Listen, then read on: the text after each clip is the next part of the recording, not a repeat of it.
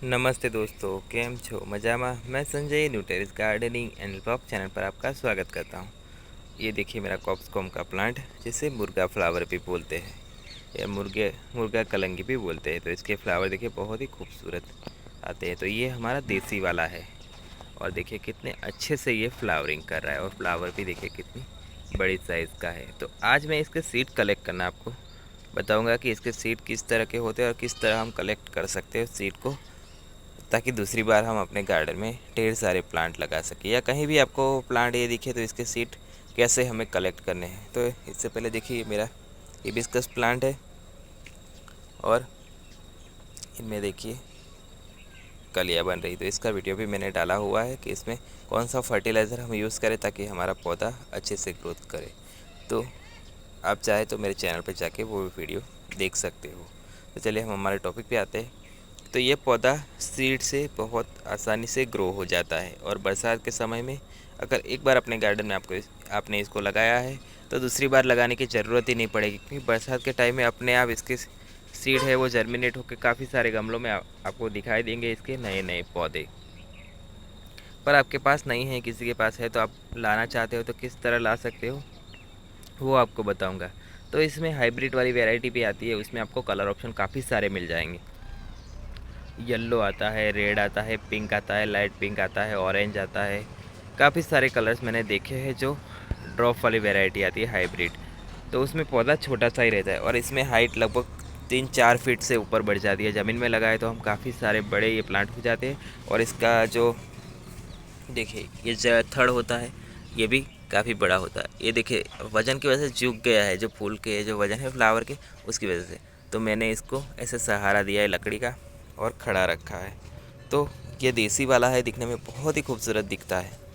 ये उसके फूल होते हैं इस तरह के, देखिए वेलवेट के जैसे दिखते हैं। इसलिए हमारे यहाँ गुजरात में इसको वेलवेट फ्लावर भी बोलते हैं, क्योंकि जो वेलवेट का कपड़ा आता है उसके जैसे ही इसके फ्लावर रहते हैं। इसको देख के मन खुश हो जाता है। एक भी ब्रांच ऐसी बाकी नहीं कि इस पे देखिए फ्लावर ना खिले हो। बहुत ही अच्छे, और इसका शेप होता है फ्लावर का वो भी एकदम यूनिक रहता है, देखिए आप। और किसी प्लांट पे इस तरह से फ्लावरिंग नहीं होती और ऐसे नहीं अलग अलग पैटर्न के फ्लावर नहीं आते, पर इस पे अलग अलग पेटल के देखिए अलग अलग शेप हो बन जाता है इस तरह से। कोई कोई ऐसे गुच्छों में रहता है देखिए, तो कोई इस तरह से। तो दिखने में बहुत ही खूबसूरत दिखता है। तो इसके जो सीड आते हैं बहुत ही छोटे छोटे रहते हैं, एकदम बारीक से। तो कहीं भी आपको ये पौधा दिखे तो देखिए इस तरह से पकड़िए और थोड़ा जो ये सूखा हुआ भाग हो इसको इस तरह से मसलिए। देखिए इस तरह से इसके सीड निकल के आते हैं।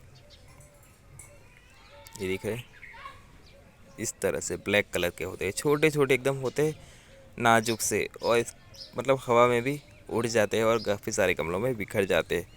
तो मैं तो ऐसे ही रहने देता हूँ। जब ये फ्लावर मुझे लगता है कि प्लांट मेरा, जब ये फ्लावर सूखने लगते तो पौधा अपने आप सूख जाता है। तो पौधा सूखने लगता है तो मैं इसको कट करके ले लेता हूँ पूरे फ्लावर को।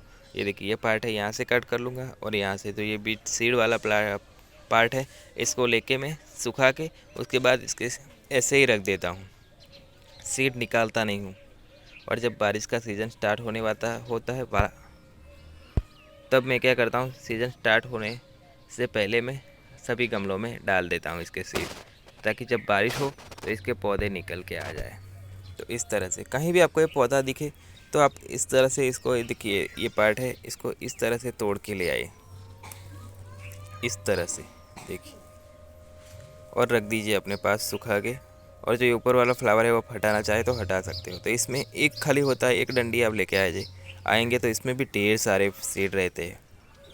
तो एक डंडी ला के भी अपने पास आप इसको रख लेंगे और लगा देंगे तो काफ़ी सारे प्लांट। अभी भी आप चाहे तो किसी भी गमले में डालना चाहो तो पहले सर्दियाँ चल रही है और डाल दीजिए।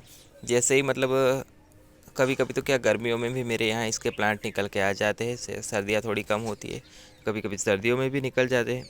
इसका सीज़न आएगा तो इसके सीड निकल के आ जाएंगे। ऐसा नहीं कि इसके सीड ख़राब हो जाते। आप गमले में डाल दोगे तो वे पड़े पड़े इसके सीड पड़े रहते और जब सीज़न आती है तो निकल के आ जाते। बस हाँ, एक बात का ध्यान आपको रखना है कि जिस गमले में आप इसके सीड डाल रहे हो उस पौधे की रिपोर्टिंग करोगे तो फिर चांस बहुत कम हो जाते, क्योंकि रिपोर्टिंग के बाद मिट्टी इधर उधर हो जाती।